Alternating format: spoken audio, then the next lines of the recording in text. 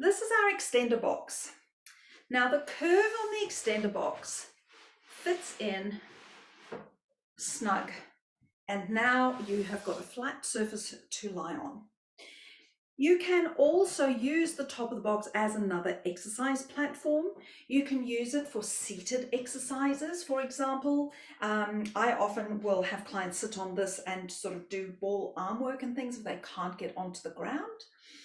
And what I also love about this machine is the way that it's been constructed with a solid base is it doubles as a storage unit. So I can put all manner of balls and things in here. It's safe, it's tidy, and nothing's going to roll out because it's got this little lip over here.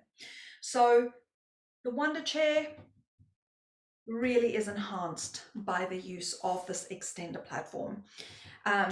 When I first conceived of the idea, I wasn't sure whether I would use it, and I use it all the time. I absolutely love this extender box. I use it so much.